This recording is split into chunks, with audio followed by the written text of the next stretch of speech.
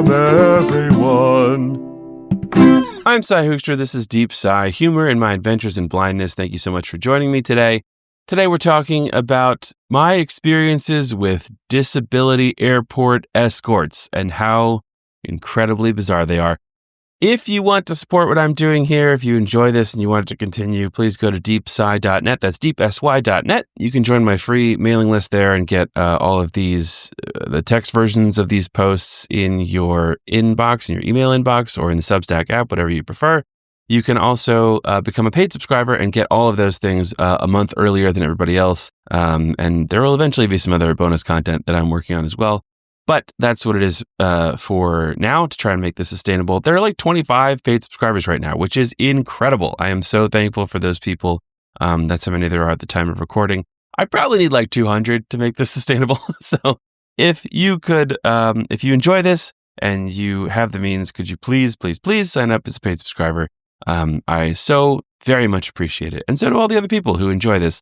Also, if you're liking this, please give me a rating and review on Apple Podcasts or Spotify. That also really helps other people. It encourages people to sign up, knowing that there are other people out there who enjoy what I'm doing. Okay, without further ado, let's get to this post, which is called The Bewildering World of Disability Airport Escorts. It doesn't have to be this hard, or strange, or vaguely threatening. I walk in the departures door at an airport.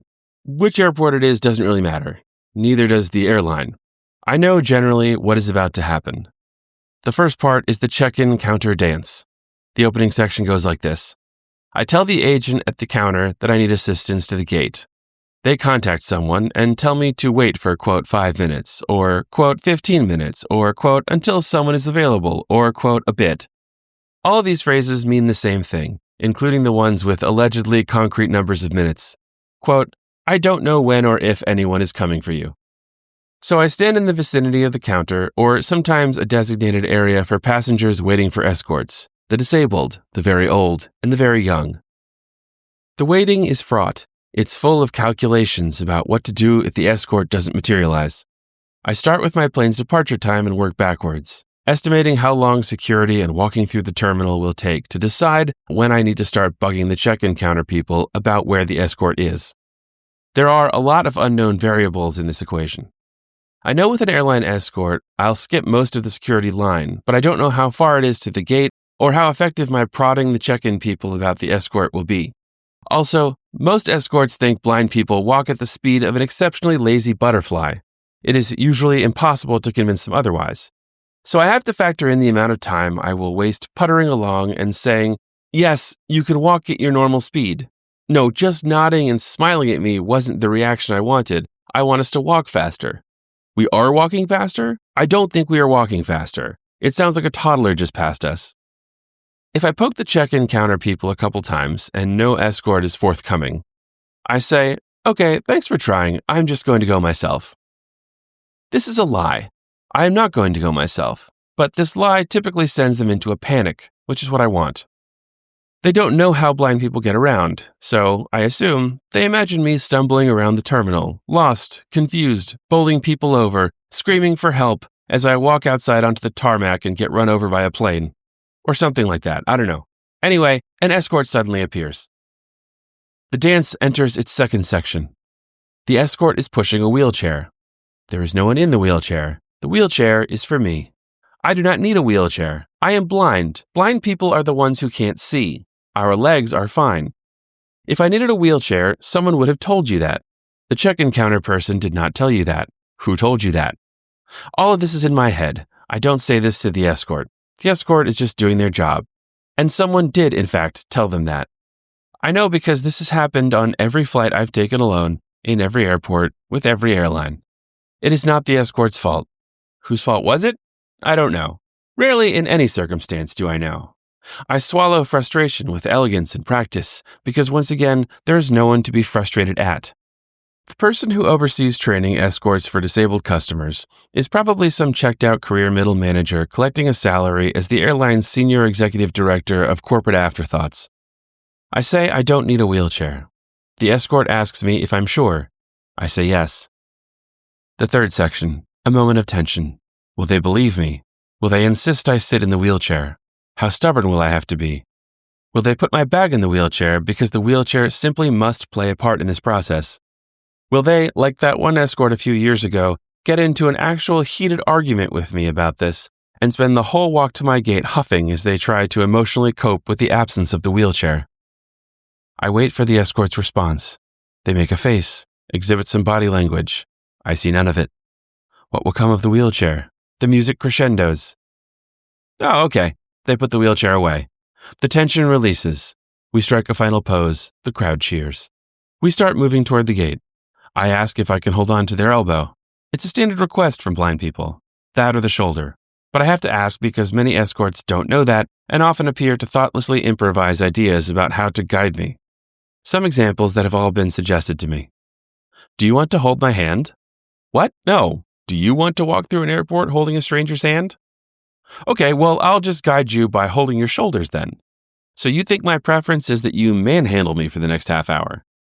Oh, I know. I'll pick up the other end of your white cane, and you can just follow where you feel it going. Okay, first, that is unsanitary. I drag that end of this cane on the ground all day long.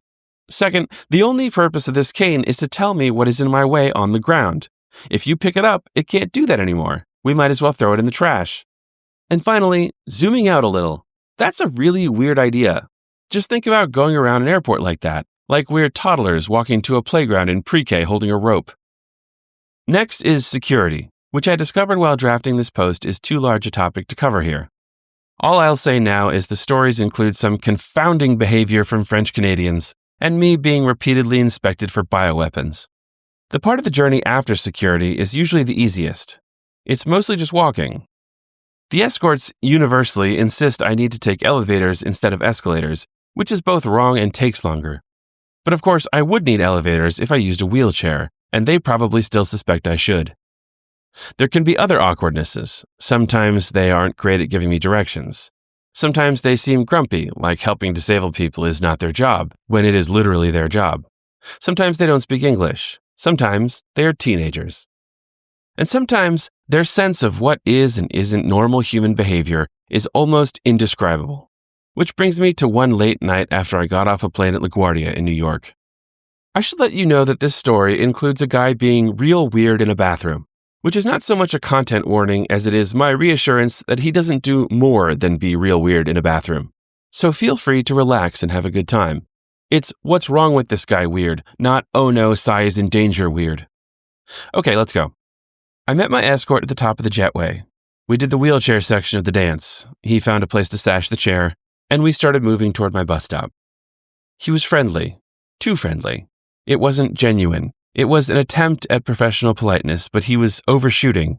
It was too intense, extremely happy, but simultaneously aloof and vacant. The effect was creepy, like a robot feigning eager customer service, even though it knows the revolution starts tomorrow. I always find it depressing when people pretend to enjoy interacting with me because their job requires it. But this was something else. He wanted to hold my hand. I said no and took his elbow. We made small talk, interrupted every 2 minutes or so when he asked, "How am I doing, sir? Am I doing a good job?" Yeah, I said each time, not knowing what other feedback he wanted. I had to use the bathroom. I hesitated to say so because I didn't want to spend more time in this interaction. But also because conversations with male airport escorts about bathrooms are the most awkward. The more thoughtful guys walk me to the bathroom door and just wait outside. But many come in, and then I often hear them struggle to force a question out of their mouths despite being terrified of one possible answer. Will you, need help? I furrow my brow and slowly say, no, in a tone meant to imply, what precisely were you thinking of doing? Okay, cool, they say, nonchalance failing to disguise relief. But this time I had to ask. It was going to be 45 minutes until I got home. Can we stop at a bathroom? Of course, sir, he said, too effusively. We walked into the bathroom. I could tell that it was structured like a long hallway. The sounds of people washing their hands, flushing, and using hand dryers on the left side of the room continued for about 75 feet. We walked not far to the right of those sounds, and my cane was hitting the wall. At the end of the hall, I heard the sounds of big plastic bags rustling, as well as the squeaks, rumbling, and dull thuds of a large bin wheeling around and bumping things. A janitor was cleaning. I could hear the escort smile as he asked, "Do you need the urinal or a toilet?" "A urinal." He directed me toward one. I walked up to it, using my cane to find the little divider on one side and the wall that separated the sinks and urinals on the other. Then a very light and brief touch of the top of the urinal with the back of one hand that I would immediately thoroughly wash to know precisely what height I was shooting for. The escort stood at what he thought was a respectful distance and what I thought was about 5 feet. I have no performance anxiety anymore. This is too common, and I often don't have the energy to say, "What the hell, back off," with the vigor the situation calls for. As I was finishing, I could hear him shifting his feet.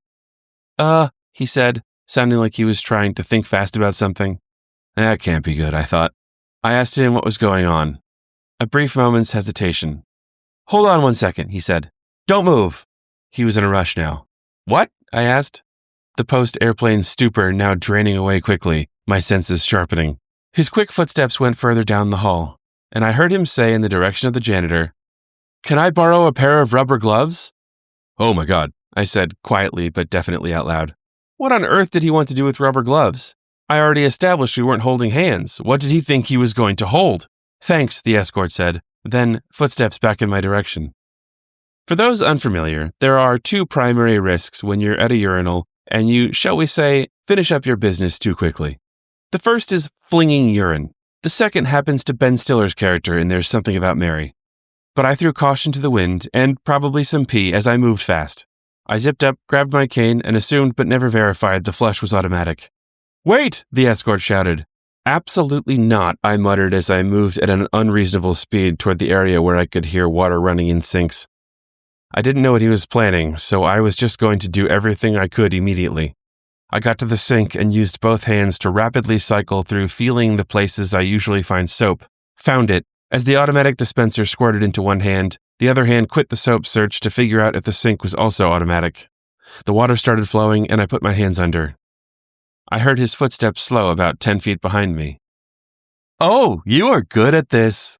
He was pleasantly surprised and back to his haunting cheeriness. "I'm good at using the bathroom? Yes, I've had some experience." He let me wash my hands in peace. I dried them and we left. He did not return to the janitor, so I can't tell you what came of the gloves. He might have worn them all the way to the bus stop. To this day, I do not know what his plan was.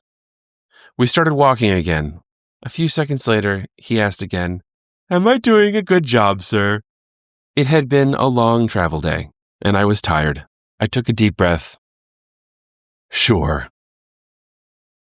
Okay, so that is the end of the story, but I did want to tell you for, educational purposes if you're interested, that there are new, cool tech ways to try and get around airports, and a lot of places actually. There are services now where you can basically pay for agents who are trained in how to help disabled people blind people specifically with all kinds of different things. And you can get them through your phone camera to look at whatever you're looking at and actually guide you around places. And now increasingly, there are actually glasses that you can wear that have cameras on them that can hook up to your phone. And then in some cases, the agents can actually just see what you're looking at. You don't even have to have your phone out, which is very cool. It is kind of expensive, but there are also increasingly institutions paying for people to use these things as accommodations. So LaGuardia Airport, which is where I usually go, is actually one of those places, and I just haven't had the opportunity to use it yet because I just don't really travel much for work, and so most of the traveling that I do, I'm with my wife or somebody else who can see. So I'm very interested to try these things out at some point and potentially skip everything I just talked about. If I could get rid of everything I just talked about forever and not have to deal with that anymore, that would be incredible. But it's still an interesting thing, I think, for sighted people to hear about because, for the vast majority of people who either can't afford this service or just at an airport that hasn't purchased one of these services or just, I think, even lives outside the U.S. I'm not sure any of this is available outside the U.S. I should look that up. But, escorts are still what's happening. So I figure it's just a good thing for people to know about. My aunt recently texted me and said that she saw someone, a visually impaired person, actually showing up to the gate at an airport in a wheelchair. And like they did not, then they just like got up and walked with their cane. And I was like, man, that's so depressing. But I understand it. Some people just don't have the energy to fight it. So it's just a good thing for people to know about. Maybe at some point, the senior executive director for corporate afterthoughts will hear this podcast. If you know anybody who holds that position, and that is the official title, send them this and maybe things will improve. That's my advocacy for the day. All right, everybody, thank you so much for joining me. deepsy.net if you want to become a paid subscriber or even just join the free mailing list. But again, this is totally supported by paid subscribers. I'm not doing advertising or anything. And I would very much like to continue doing this. I'm loving doing it, and I hope that enough other people love it that I can get to that 200 or so subscribers that I need to really make this sustainable. All right, thank you so much, and I will see you next week. Goodbye.